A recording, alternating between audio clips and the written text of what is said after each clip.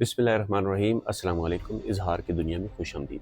ये वीडियो उन लोगों के लिए है जो अरसा दराज से मिडिल ईस्ट में मेहनत मजदूरी कर रहे हैं, वहाँ से वो निकलना चाह रहे हैं, यूरोप आना चाह रहे हैं। तो मैं इसमें गाइड करने जा रहा हूँ कि आपको किन किन चीज़ों की ज़रूरत है, कितने अरसा में आप वहाँ से यहाँ पर आ सकते हैं और यहाँ पर आके किस तरह से आप यूरोप के किसी भी कंट्री के डॉक्यूमेंट्स हासिल कर सकते हैं। सबसे पहले बात करते हैं हम मिडिल ईस्ट की। देखिए, पाकिस्तानी हो, इंडियन हो या बंगाली हो, जो लोग पढ़े लिखे होते हैं वो तो स्टूडेंट वीज़ा या बिजनेस वीज़ा या टूरिस्ट वीज़ा पे यूरोप, इंग्लैंड, ऑस्ट्रेलिया, कनाडा का रुख करते हैं। लेकिन जो लोग पढ़े लिखे नहीं होते या जो यहाँ पर नहीं आ सकते, उनकी डेस्टिनेशन क्या होती है? Middle east. अब नो डाउट दुबई में, शारजा में, कतर में, ओमान में, बहरीन में लोग अच्छा पैसा कमा रहे हैं। लेकिन प्रॉब्लम ये है कि वहाँ पर आप चाहे 10 साल क्या 20 साल भी गुजार लें, वहाँ पर आपको डॉक्यूमेंट्स नहीं दिए जाते। उससे बड़ा प्रॉब्लम ये है कि जब आप वहाँ पर मिनिमम मजदूरी करने के लिए जाते हैं तो 60 to 70% केसेस ऐसे होते हैं कि जिसमें जो आपका पासपोर्ट है वो आपके कफील के पास होता है। मतलब एग्रीमेंट में ये तय होता है कि आपको 1 साल बाद एक माह की छुट्टी दी जाएगी या 15-20 दिन की छुट्टी दी जाएगी। डिपेंड करता है कि आप किस कंपनी में हैं। अगर इस दौरान अल्लाह ना करे कि पाकिस्तान में गमी खुशी होती है तो आपको पासपोर्ट भी नहीं दिया जाता, आप आ भी नहीं सकते और आप अपनी छुट्टी का इंतज़ार करते हैं। मतलब ये कि मिडल ईस्ट में बहुत सारे प्रॉब्लम है और सबसे बड़ा प्रॉब्लम जो मेरी नज़र में है वो ये है कि आप वहाँ चाहे जितना मर्जी पैसा कमा लें, एट द एंड आपने पाकिस्तान वापस ही आना है। इसके बरक्स अगर हम यूरोप की बात करें कि नो डाउट शुरू में आपको मुश्किलात होती हैं, लेकिन आपको इस बात का पता होना चाहिए यूरोप के किसी एक कंट्री का भी आपके पास अगर पासपोर्ट आ जाता है तो आपसे जुड़े खूनी रिश्तों को भी यहाँ पर बुला सकता है, जबकि सऊदीया में, मिडल ईस्ट में कहीं भी ऐसा पॉसिबल नहीं है। तो हम बात करते हैं कि आप वहाँ से यूरोप में किस तरह से आ सकते हैं। सबसे पहली बात कि जो लोग यहाँ से सऊदीया जाते हैं, मिडल ईस्ट में कहीं भी जाते हैं, सबसे पहले ये बात याद रख लें, आप चाहे वहाँ पर कोई एग्जैक्टिव किस्म की जॉब कर रहे हैं या आप वहाँ पर मेहनत मजदूरी कर रहे हैं, डिलीवरी कर रहे हैं, डिश वॉशिंग कर रहे हैं, तंदूर पर रोटियाँ लगा रहे हैं, जो मर्जी कर रहे हैं, इसमें कोई यार नहीं है, काम काम होता है। ये बात आपने मेक श्योर करनी है कि आपकी जो सैलरी है ना वो आपके बैंक अकाउंट में आनी चाहिए। मैंने देखा है कि 60 to 70% दोस्त ऐसे हैं, जिसमें कुछ मेरे जानने वाले भी हैं, वो कैश इन हैंड ले रहे होते हैं और कैश इन हैंड ही किसी के थ्रू पाकिस्तान भिजवा देते हैं या हुंडे के थ्रू पाकिस्तान आ जाता है। वो इसी में खुश है कि महीने का 2 से 2.5 लाख हम कमाते हैं या 1.5 से 2 लाख कमाते हैं, जिसमें से 1 लाख पाकिस्तान भेज देते हैं, बाकी हम सेविंग कर रहे हैं। अब होता क्या है, आप इस तरह से वहाँ पे 6 से 7 साल लगा लेते हैं, लेकिन आप वहाँ से किसी यूरोपियन कंट्री में नहीं निकल सकते। अब बात आपने ध्यान से सुनी है, अगर आप यूरोप में आना चाहते हैं तो आपको किन किन चीज़ों पर अमल करना होगा। फर्स्ट ऑफ ऑल, आप जहाँ पर जॉब कर रहे हैं, आपका बैंक अकाउंट होना चाहिए और आपकी पर मंथ सैलरी चाहे 500 दिरहम है, 600 रियाल है, 1000 रियाल है, जितनी भी है वो आपके अकाउंट में आनी चाहिए। और कोशिश करें कि अपना बैंक कार्ड यूज़ करके अपने अखराजात वहाँ से अदा किया करें। ऐसा नहीं है कि आप कैश निकलवा रहे हैं और उसको यूज़ कर रहे हैं, ठीक है? हर जगह पर आपको पता है कि बैंक कार्ड चलता है। अब आपकी सैलरी आपके अकाउंट में आ रही है तो आपके पास जॉब ऑफर लेटर भी था जब आप वहाँ पर गए थे, आपके पास वो भी होना बड़ा ज़रूरी है, ठीक है? ये 2 चीज़ें आपके पास हैं तो आप वहाँ से बड़ी आसानी से यूरोप का वीज़ा अप्लाई कर सकते हैं। वो किस तरह से अप्लाई करना है वो मैं आगे आपको बताता हूँ, ये भी बताता हूँ कि खर्चा कितना है। लेकिन सबसे पहले दोबारा आपको बता रहा हूँ, सलीम खान, आप चाहे कहीं भी जॉब कर रहे हैं, अब्दुर्रहमान, उमर, मानी, भट्टी साहब, आप जहाँ भी जॉब कर रहे हैं, कोशिश करें कि जो आपकी सैलरी है वो आपके बैंक अकाउंट में आए। कम से कम 6 से 8 माह तक आपकी सैलरी आपके बैंक अकाउंट में आनी चाहिए और आपके पास 3 से 4 माह की स्लिप्स भी होनी चाहिए।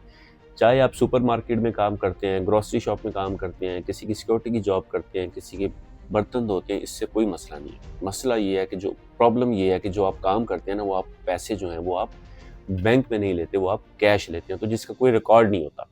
जब रिकॉर्ड नहीं होता तो आप वहाँ से कहीं निकल नहीं सकते और ज़िंदगी के 20-25 साल वहीं पर लगा देते हैं। पैसा जोड़ने के बाद पाकिस्तान वापस जाते हैं, फिर आपको पता चलता है कि ये जो मैंने पैसा जोड़ा है इसकी तो पाकिस्तान में कोई वैल्यू ही नहीं है, इतनी महंगाई हो चुकी है। और फिर रिजल्ट क्या निकलता है कि आप पाकिस्तान वापस चले जाते हैं और आपके बच्चे, आपका बेटा आपकी जगह दुबई, सऊदीया, शारजा चला जाता है पैसे कमाने के लिए और ये ज़िंदगी का सर्कल ऐसे ही चलता रहता है। इसके बरक्स अगर हम बात करें यूरोप की, तो आपको अगर यहाँ के किसी भी कंट्री का पासपोर्ट डॉक्यूमेंट्स मिल जाते हैं तो आपसे जुड़े हुए रिश्तों को भी आप यहाँ पर बुला सकते हैं। आपकी वाइफ आ सकती है, आपके बच्चे आ सकते हैं, इवन कि आपका ब्लड रिलेशन वाले बहन भाई भी आ सकते हैं यूरोप में। वो किस तरह से आ सकते हैं वो एक अलग टॉपिक है। तो चलें अब बात करते हैं कि आप वहाँ से यहाँ पर अप्लाई किस तरह से कर सकते हैं। आपके पास क्या कहते हैं बैंक अकाउंट है, आपके पास एम्प्लॉयमेंट लेटर है, आपका जो कफ़ील है, ठीक है, वो आपको non NOC, non objection certificate देने के लिए रेडी। अगर नहीं देता तो उसका सोल्यूशन भी है, वो आप पूछिएगा, मैं आपको बता दूँगा, ठीक है? अच्छा, उसके बाद आ जाता है कि आप 6 से 8 माह हो चुके हैं, आपके पैसे बैंक में आ रहे हैं, सैलरी बैंक में आ रही है और जो आपकी बैंक स्टेटमेंट का एंडिंग बैलेंस है वो 8 से 10 लाख रुपए है, तो आप बड़ी आसानी से यहाँ का वीज़ा ले सकते हैं। अब आपने करना क्या होगा? देखें, यूरोप के बहुत सारे कंट्रीज़ हैं, लेकिन हमने वो कंट्रीज़ देखनी होती हैं जहाँ पर टूरिस्ट की या टूरिज़्म की डिमांड बहुत ज़्यादा होती है, बहुत ज़्यादा लोग वहाँ पर आते हैं, जैसे स्पेन है, फ्रांस है, जर्मनी है, ठीक है? आप क्या करेंगे, आपने अगर जर्मनी का अप्लाई करना है तो आपने VFS पे, अगर आपने स्पेन का अप्लाई करना है तो आपने BLS पे अपना अकाउंट बनाना है। जब आप अकाउंट बना लेते हैं तो उसके बाद आप वहाँ से अपॉइंटमेंट बुक कर लेते हैं। अपॉइंटमेंट जब आप बुक कर लेते हैं तो आपने वहाँ पर कौन से डॉक्यूमेंट सबमिट करवाने होते हैं। अब अगर आप पढ़े लिखे हैं तो आप अपॉइंटमेंट वाला सीन खुद कर सकते हैं, अगर आप पढ़े लिखे नहीं हैं तो कोई प्रॉब्लम नहीं है। डिस्क्रिप्शन में मेरा नंबर दिया हुआ है, आप किसी को भी मुझसे मैसेज करके पूछ सकते हैं, मैं आपको गाइड करूँगा कि आपको किस तरह से सारा प्रोसेस करना है। जी, तो सबसे पहले आपने क्या देखना है, आपकी 6 से 8 माह की सैलरी आपके अकाउंट में आ रही है, लेकिन सैलरी सिर्फ 3 से 4 चाहिए होगी। आपका जो बैंक अकाउंट है उसका एंडिंग बैलेंस कितना है, 8 से 10 लाख रुपया। आप जहाँ जॉब कर रहे हैं वो आपके पास जॉब लेटर बी है। आप जब वहाँ से छुट्टी लिए ना घूमने फिरने के लिए, वो आपके पास NOC नॉन ऑब्जेक्शन सर्टिफिकेट बी है। ये चारों चीज़ें होंगी और कुछ भी नहीं चाहिए।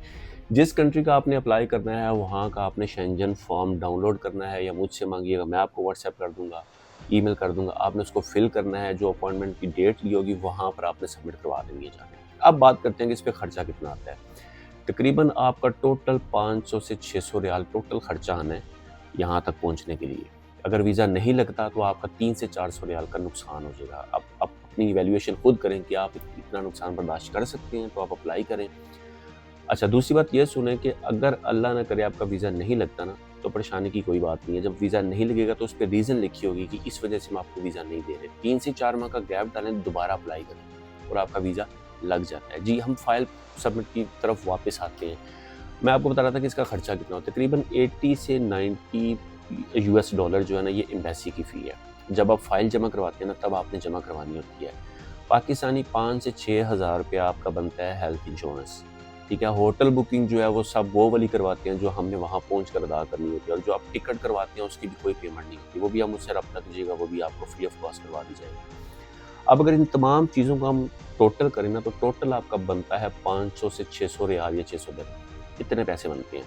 आप अप्लाई कर सकते हैं। अब देखें, सबसे बड़ी बात कि यहाँ पर क्वेश्चन ये है कि ठीक है जी, हमारा वीज़ा लग जाता है। अच्छा, जब आप फाइल जमा करवा देते हैं ना, टोटल 15 से 20 दिन के अंदर आपको येस और नो हो जानी है। अगर आपकी डॉक्यूमेंटेशन प्रॉपर तैयार हुई हुई है, मतलब आपने ठीक तरह से रेडी किया, तो 99.99% है कि आपका वीज़ा लगेगा। 15 से 20 दिन में आपका डिसीजन हो जाना है, ठीक है। अब क्वेश्चन ये पैदा होता है कि जब आपका डिसीजन पॉजिटिव आ जाता है तो आपने वहाँ से यहाँ पर आगे क्या करना है। जैसे पूरे यूरोप में ना 2 कंट्रीज ऐसे हैं जहाँ पर चाहे आप लीगल एंट्री मारें, चाहे आप इलीगल एंट्री मारें। अब लीगल एंट्री में आपका विजिट वीज़ा भी आता है, ये भी लीगल एंट्री होती है। वो आपको कंट्री, 2 कंट्री पूरे यूरोप में ऐसे हैं, वो आपको एंटरटेन करते हैं कि आप उस वीज़े को स्विच कर सकते हैं स्टूडेंट वीज़ा पे, स्विच कर सकते हैं वर्क परमिट पे, स्विच कर सकते हैं बिजनेस वीज़ा पे। देखिए, अगर आप पढ़ने वाला सीन आपका नहीं है, नो प्रॉब्लम, ना पढ़ें। काम करने वाला सीन है ना, तो आप अगर काम करने वाले ना, तो आपको वहाँ पर जॉब मिल जाती है। पहले 1 से 1.5 साल या 2 साल आप कह सकते हैं आप हैंड टू माउथ ज़रूर होंगे, लेकिन उसके बाद आपको यहाँ के डॉक्यूमेंट्स मिल जाते हैं, और उन डॉक्यूमेंट्स पे आप 29 कंट्रीज़ ये वाले, उसके अलावा इंग्लैंड, कनाडा, अमेरिका, आप यहाँ पर बिना वीज़े के जा सकते हैं, तब जब आपके पास यहाँ का पासपोर्ट हो जाएगा।